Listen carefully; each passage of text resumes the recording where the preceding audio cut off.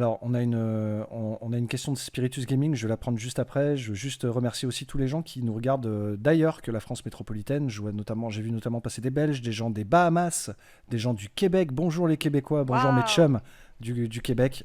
J'espère que vous passez un bon moment avec nous sur ce live. Donc, vraiment, merci à tous d'être au rendez-vous. Et donc, Spiritus Gaming nous posait une question. Il demandait est-ce que SpaceX a des projets avec l'ESA?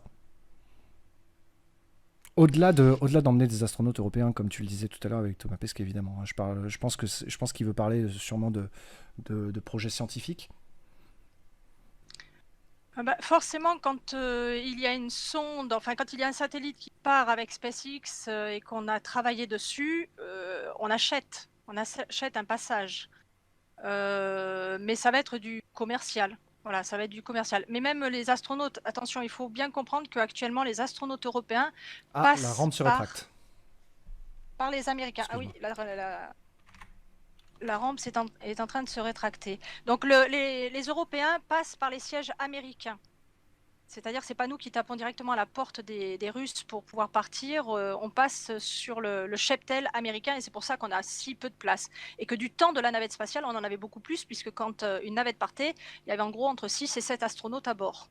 Voilà, donc au Et niveau surtout, des surtout, achats petite précision, ESA, il y avait, SpaceX, excuse-moi de te couper, mais il y avait surtout une précision par rapport aux navettes, c'est qu'il y avait aussi des il y avait des choses européennes qui étaient à bord des tout à navettes, fait, tout à fait.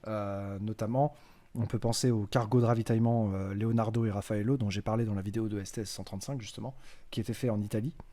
Ou encore, un peu plus tard, quand on amenait des labos genre Columbus, le labo européen Columbus sur la Station spatiale internationale, ce qui a permis d'emmener notre astronaute français Léopold Eyarts sur une navette STS Oui, 122, bah si je ne m'abuse. 50%, voilà. 50% des modules pressurisés de l'ISS sont européens. Voilà, en fait, quelque part, c'est notre achat de fauteuils. Voilà, Voilà, on c'est a ça. payé notre passage en fournissant du matériel. Même les ATV, quand on a fourni les cargos ATV, les 5 cargos ATV qui ont amené des choses dans l'ISS, c'était notre passage. C'est ça. Donc en fait, on marche à la contribution. En fait, c'est comme des Voilà, échanges tout de à fait. services, si vous préférez. C'est pas vraiment des échanges monétaires. C'est plus de l'échange de services que de l'échange monétaire pour ce qui est du spatial.